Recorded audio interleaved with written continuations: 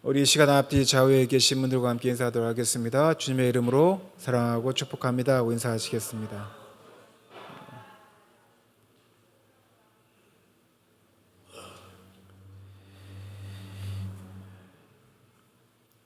오늘 예배 11시 예배 시간에 넘기면서까지도 찬양 연습해 주시고 또 은혜롭게 또 찬양해 주셔서 또 미리 다 은혜를 받으신 줄 압니다. 그러나 또 말씀으로 하나님께서 우리 결단하게 하시고 또한은 주시는 말씀을 통해서 우리 사랑하는 성도들이 결단하여서 또 이 예배당을 나서기를 바랍니다. 제가 오늘 설교를 준비하면서 가끔 SNS를 이렇게 살펴보는데 요즘 자주 떠오르는 SNS에 목회자들이 쓰는 글이 뭘까라고 훑어보다 보니까 아주 재밌는 장면을 하나 보게 됐습니다. 어느 교회의 목사님께서 부산에 있는 교회인데요. 어느 교회의 목사님이 설교를 하시는데 설교 제목이 아주 재밌습니다. 한 3,000명 나오는 교회고요. 93년도에 한 30명 정도를 시작을 해서 또 고신이라고 하는 저희 교단보다는 작은 교단이긴 한데 부산을 중심으로 세워지는 아주 보수적인 교단입니다. 그 교단에서 30명을 시작해서 지금 3,000명 정도 되는 교회로 성장시킨 아주 입지전적인 목사님이십니다. 들어보셨을 거예요. 세계력교회 손현보 목사님이신데 워낙 저돌적이시고 또 워낙 강단이 있으셔서 많은 분들이 존경하고 하시는 분입니다. 근데 요즘 조금 이상해지신 것 같은데 제가 볼 때는 제목이 이렇습니다. 설교 제목이 기도하는 백성이 있으므로 이재명은 끝이다. 이재명을 지지하고 지지하지 말고를 말하는 게 아니라 주일날 설교 제목입니다. 또 다음 주는 1월달 기도 제목, 교회 설교 제목인데요. 그 다음 주 설교 제목은 민주당과 이재명의 폐악질에 침묵하는 것은 교회의 직무유기다. 이게 설교 제목입니다. 이렇게 3주, 4주를 거쳐서 계속 설교하고 계신데요. 이분이 왜 뭐에 꽂혀서 이렇게 설교 제목을 잡았을까라고 생각하는 걸 보면 이유는 제가 알겠습니다. 이분은 지금 머리에 온통 생각이 공산주의밖에 없습니다. 우리나라가 공산주의화되면 망한다.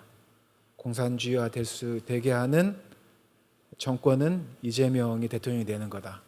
민주당이 지금 대부분 국회의원들과 이 사람들은 다 공산주의 김정은에 의해서 후원을 받고 이런 세계를 이룰 수 있는, 그래서 우리나라는 공산주의 세계가 되면 기독교는 망한다. 다 죽는다. 이 생각이 온통 머리에 있으시니까요. 설교 제목도 이렇게 정하시는 겁니다. 이제 망해버린 공산주의 독재가 뭐가 좋으시다고 여전히 이 음모론에 빠지셔서 이렇게 하시는지 모르겠습니다. 제가 정치적 발언하려고 이야기한 건 아니고요. 제가 오늘 설교 제목은 내가 남길 유산입니다. 개인적으로 보면 내가 남길 유산이고 여러분들이 보면 우리가 남길 유산이고 교회 공동체로 보면 교회 공동체가 남길 유산이고요. 그리고 오늘 여호수아서의 입장에서 말씀을 듣자면 여호수아가 남길 유산에 대한 이야기입니다. 사실은 여호수아가 남길 유산이라고 하는 제목이 정해져 있지만 오늘 본문은 여호수아의 결단이 나오는 장면입니다.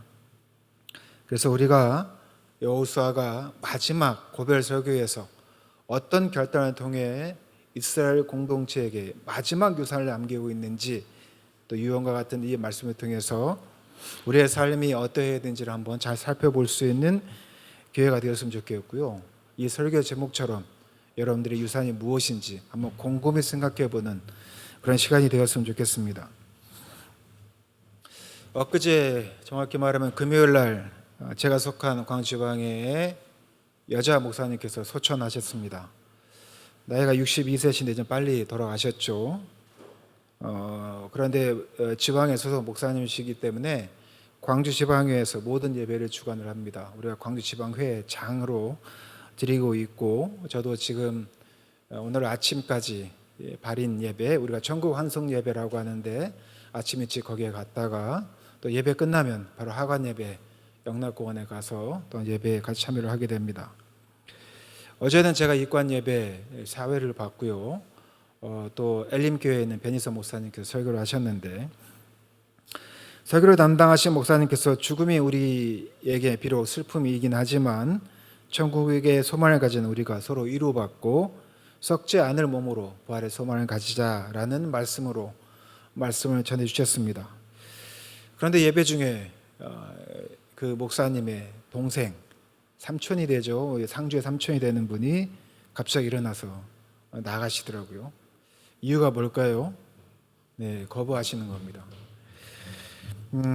평소에 얼마나 교류가 있는지 모르겠지만 그분이 생각하실 때는 자기 누나의 이 빈수가 너무 초라하고 또 목회자로서 살았던 그 사명 또한 소명을 받아서 살았다는 목회자의 목회의 여정이 그리 복받은 인생이라고 생각하지 않았기 때문에 그분은 그 자리를 떠난 것으로 보여집니다. 실제로 저희가 첫날 위로 예배를 드릴 때 너무 조용했습니다. 둘째 날도 많은 분들이 찾아오셨지만 우리가 아는 그러한 장례식장이라고 볼 수 없을 만큼 초라한 곳이었습니다. 제가 입관 예배를 드리고 오늘 아침에 전국 환송 예배를 드리는데 그곳에 참석한 유족은 딱 3분이었습니다. 그리고 나머지는 전부 다 저희 지방의 목사님들이 오셔서 채워주셔서 다행히도 좀 힘차게 또는 위로하면서 전국 환송 예배를 드릴 수 있었는데요. 그분이 나가시는 모습을 보면서 왜 그분이 거부하실까라는 생각을 하면서 오늘 말씀도 제가 좀 더 깊이 들여다보게 됐습니다. 여호수아가 오늘 여호수아서의 말씀에서 특히 24장 15절에서는 이러한 강단 있는 말을 하죠. 마지막 절을 보면 오직 나와 내 집은 누구를? 여호와를 섬기겠다 이렇게 선언을 합니다. 이 말씀은 이스라엘 백성에게 하나님을 선택하여 충성스럽게 살 것을 촉구하는 말씀입니다. 그러나 촉구하지만 강요하는 것은 아닙니다. 말씀 전체를 보면 그렇죠. 너희가 하나님을 믿지 못하게 했거든 여기에 있는 아무리 족속의 신을 섬기든지 너희 선조들이 살았던 이집트에 있는 신을 섬겨도 상관없다. 그러나 나와 내 집은 지금까지 살아온 여정을 보았을 때 내가 남길 유산은 무엇이다? 여호와를 섬기는 것이다 라고 강단 있게 이야기합니다. 이스라엘 백성들에게 자신이 직접 경험하고 목격한 사실을 기반으로 무엇을 선택하는 것이 옳은지 그리고 무엇보다도 자신과 자신의 집은 여호와를 선택하는 것, 섬기는 것이 얼마나 중요한 일인지 결단 있는 모습으로 자신이 남겨야 될 유산이 무엇인지를 이야기하고 있습니다. 여호수아서 24장 전체의 말씀은 여호수아가 죽기 전에 백성들에게 남긴 마지막 고별 설교 또는 연설과 같은 것입니다. 그리고 하나님께서 이스라엘을 어떻게 인도하셨는지 회고하면서 백성들에게 결단을 요구하면서 자신의 결단하는 장면을 보여줍니다. 24장 전체를 보면 여호와께서 여호수아 하나님께서 백성들에게 애굽에서 어떻게 구원하셨고 그리고 가나안 땅을 차지하게 하셨는지 그 여정들을 상기시킵니다. 그리고 이제는 하나님을 온전히 섬길지 아니면 이방 신들을 섬길지 선택하라고 요구하고 있고요. 그리고 자신은 말씀드린 것처럼 여호와를 섬기겠다라고 이야기를 합니다. 우리가 다시 한번 여호수아서 24장 14절부터 한번 쭉 읽어볼까요? 여호수아서 14절부터 15절에 있는 말씀을 한번 쭉 읽어보겠습니다. 여호수아서 24장 14절입니다. 14절입니다. 한번 같이 읽어보겠습니다. 그러므로 이제는 여호와를 경외하며 온전함과 진실함으로 그를 섬기라. 너희의 조상들이 강 저쪽과 애굽에서 섬기던 신들을 치워버리고 여호와만 섬기라. 만일 여호와를 섬기는 것이 너희에게 좋지 않게 보이거든 너희 조상들이 강 저쪽에서 섬기던 신들이든지 또는 너희가 거주하는 땅에 있는 아무리 족속들의 신들이든지 너희가 섬길 자를 오늘 택하라. 오직 나와 내 집은 여호와를 섬기겠노라 하니. 택하라라고 하는 말씀을 들어보면 굉장히 우유부단해 보입니다. 그러나 여호수아는요, 단지 지도자로서 명령한 것이 아니라 자신과 자신의 가정은 확고하게 여호와를 섬기겠다라는 결정, 그 결정을 신앙 고백 형태로 이야기하고 있습니다. 그는 이스라엘 백성이 흔들릴 가능성이 있다는 것을 본 것이죠. 저도 여러분들에게 이방신이 아닌 세상의 돈, 권력 또는 명예가 아닌 하나님을 섬길 것을 여러분들에게 강권하지만, 그러나 여러분들이 흔들릴 것을 너무나 잘 알고 있습니다. 여호수아도 마찬가지입니다. 이 가나안 땅에 살다 보면 여호와의 백성이라고 하는, 선민 백성이라고 하는 이스라엘 백성들이 얼마든지 흔들릴 가능성이 있다는 것을 알았기 때문에 자신의 결단을 본보기로 삼아서 백성들이 하나님을 선택하도록 촉구한 것입니다. 하나님의 선택하는 것을 우리가 강제할 수 있을까요?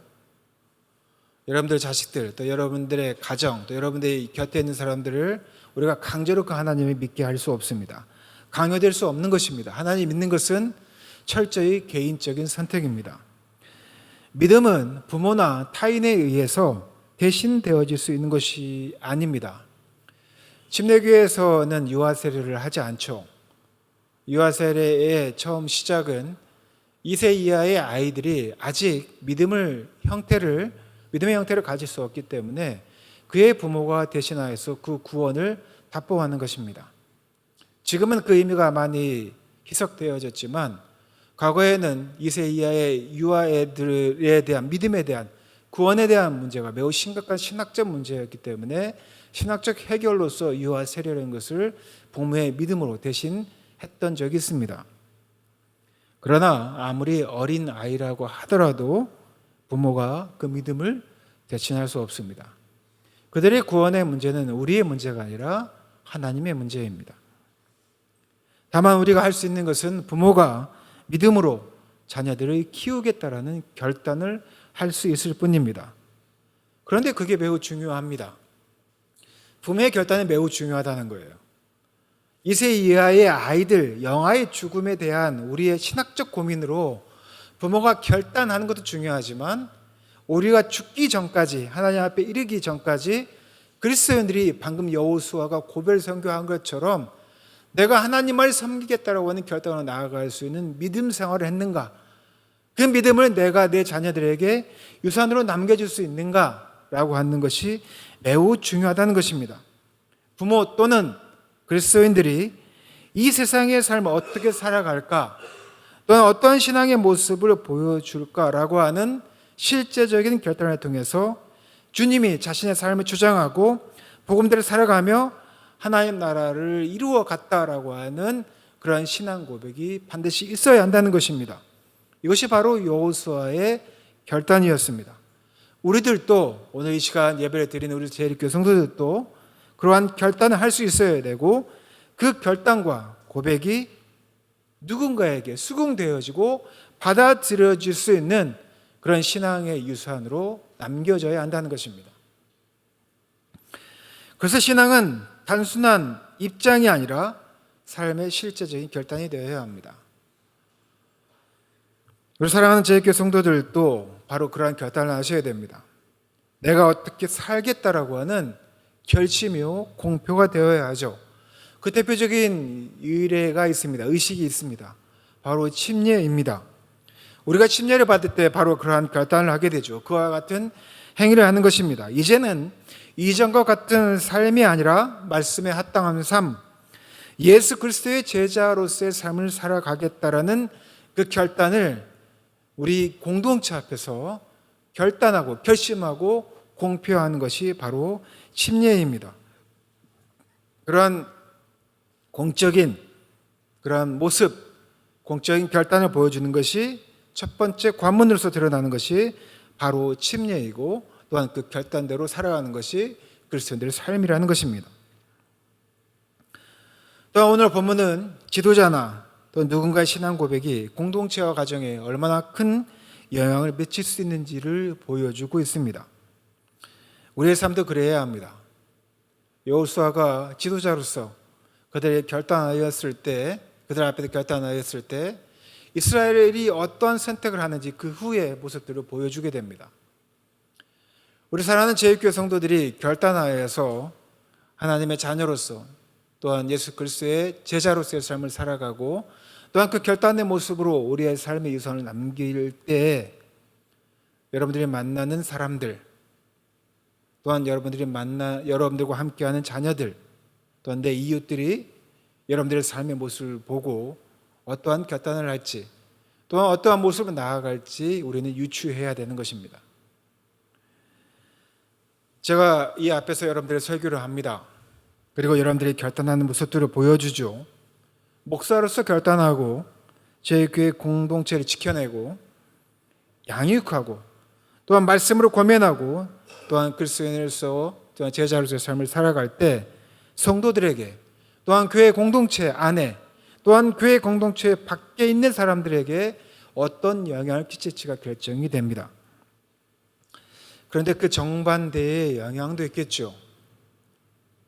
만약에 오늘 제가 설교 제목을 이렇게 정했다고 칩시다. 예를 들어서 우리가 결단할 때 윤석열이 죽습니다. 만약에 설교 제목을 정했다면 어떤 분들은 환호할지 모르겠습니다. 정치의 소신에 따라서. 그러나 이것이 여러분들에게 좋은 영향을 끼치지 않을 것입니다.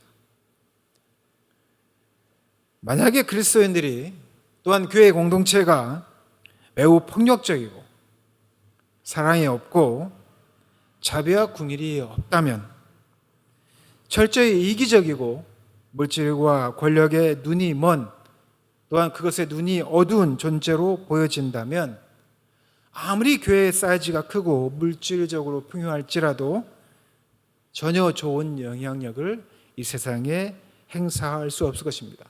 이 말씀은 우리의 신앙에 좋은 유산을 남길 수 없다는 것입니다. 복음의 통로가 막힐 수밖에 없습니다.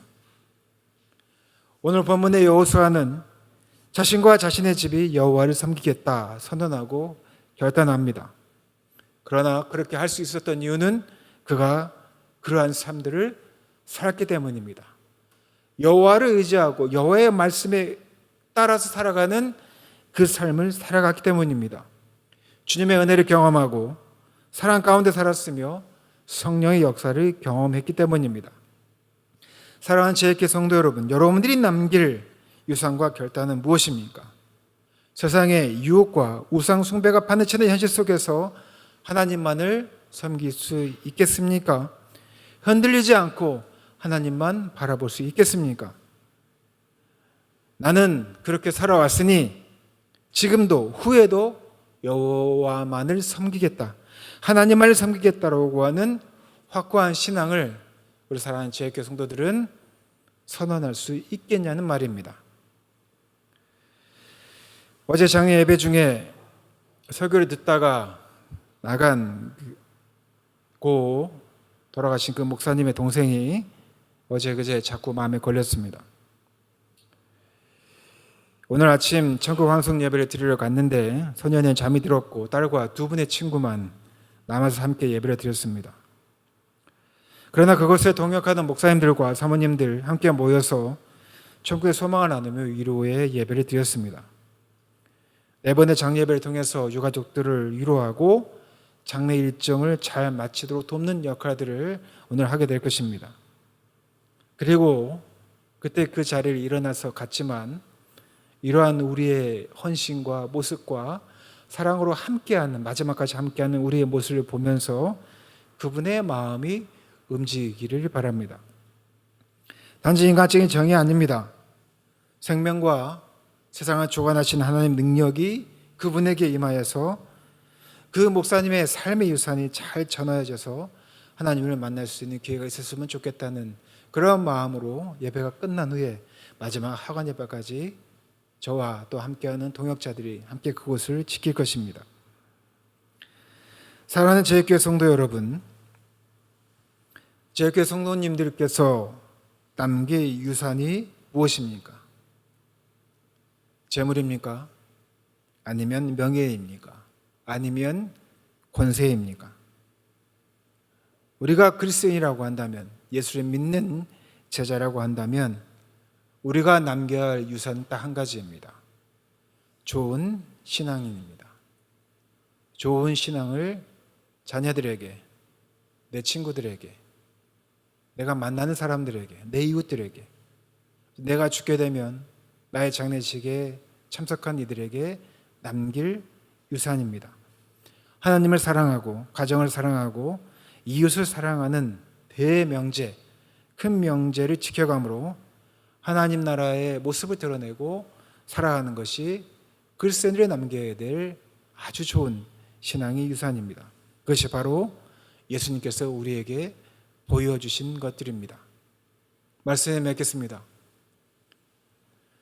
내가 남겨야 할 유산, 우리 사랑하는 제일교회 성도들이 남겨야 될 유산, 또 우리가 남겨야 할 유산이 무엇입니까? 나와 내 가정은 여전히 여호와를 섬기겠다라는 결단을 하시고 그 믿음 가운데 이전에도 지금도 후에도 주님의 말씀대로 살아감으로 신앙의 좋은 유산을 남기시는 우리 사랑하는 제일교회 성도 되시기를 예수님의 이름으로 축원하고 부탁드립니다. 함께 기도하겠습니다.